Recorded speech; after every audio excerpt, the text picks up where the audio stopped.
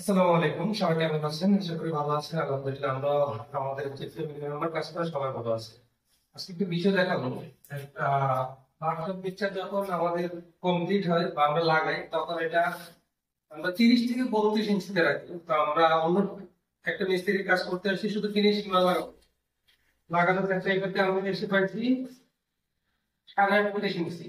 এই ফ্লোরটা প্রায় 4 ইঞ্চি উঠছে। যখন টাইলসের কাজ হবে তখন আমি একটা এই বেসিনের যে পাইপগুলো আছে এই ক্যামেরার সামনে, এই পাইপটা আমরা সচরাচর ফ্লোর কেটে দিই। এই পাইপটাকে ফ্লোর কাটা নেই, ফ্লোরের উপর দিয়ে এভাবে নিচ্ছে। এই ফ্লোরটা 4 ইঞ্চি উপরে উঠছে, 4 ইঞ্চি উপরে উঠছে। এই যে দেখেন 38.5 আছে, তাহলে 4 ইঞ্চি আর 38.5 আপনার প্রায় 43 ইঞ্চির কাছাকাছি যে ফ্লোরটা হয়েছে।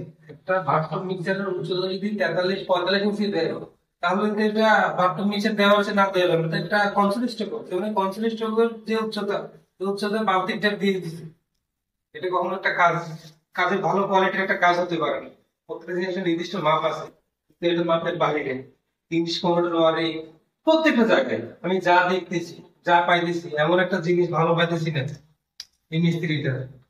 আমরা যারা কাজ করি, আমরা যারা প্লাম্বার আছি, এই বিষয়গুলো একটু সতর্ক থাকবেন। এগুলো একটু নজর দিবেন। প্রত্যেকটা জিনিস একটা মাপ আছে, নির্দিষ্ট মাপ। হ্যাঁ, আপনার 19-20 এটা স্বাভাবিক হতে পারে। 30-এর জায়গায় 32 ইঞ্চি হতে পারে, 32 ইঞ্চির জায়গায় 45 ইঞ্চি, ওটা কোনোভাবে আমাদের কাম্য নয়। যারা কাজ করেন এই বিষয়গুলো খেয়াল রাখবেন। আল্লাহ হাফেজ। দেখা পরবর্তী ভিডিওতে। ভালো থাকবেন।